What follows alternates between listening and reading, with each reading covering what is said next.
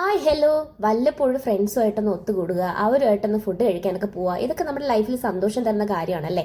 ഇതേ പാവങ്ങൾ ഞങ്ങൾക്ക് വേണ്ടി കുറേ സമയമായിട്ട് വെയിറ്റ് ചെയ്യുന്നുണ്ടായിരുന്നേ.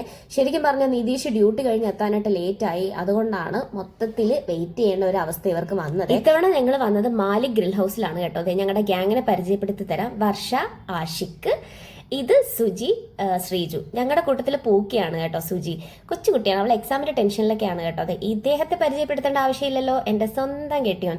അപ്പൊ ഞങ്ങൾ കഴിക്കാനായിട്ട് ഓർഡർ ചെയ്തത് ഡൈനാമിക് ഷവായും കുബൂസും ആണ് കേട്ടോ.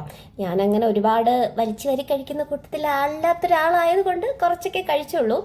പിന്നെ ഇവിടുത്തെ ഡൈനാമിക് ഷവായി അത് എനിക്ക് ഒരുപാട് ഇഷ്ടപ്പെട്ട്. ഞാനത് സെക്കൻഡ് ടൈമാണ് ഇവിടെ വന്ന് കഴിക്കുന്നത്. മസ്റ്റ് ട്രൈ ആയിട്ടുള്ള ഒരു ഐറ്റം ആണ്.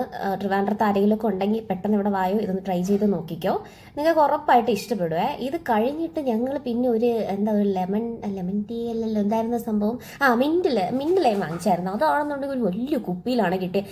എൻ്റെ ദൈവമേ, അതും കൂടെ കുടിച്ചപ്പോഴത്തേക്കും വയറ് ഫുള്ളായി. പിന്നെ നാളത്തേക്ക്, അതിൻ്റെ പിറ്റേ ദിവസത്തേക്ക് ഒന്നും കഴിക്കണ്ട എന്നൊരു അവസ്ഥയായി.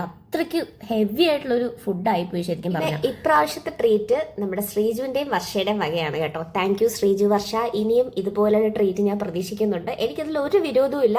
നിങ്ങൾ ഒരു ദിവസം 3 നേരം ഇങ്ങനെ ട്രീറ്റ് തരാന്ന് പറഞ്ഞാൽ ഒരു കുഴപ്പമില്ല. കണ്ടില്ലേ, ആളൊഴിഞ്ഞ പൂരപ്പറമ്പ് പോലെ ആയി.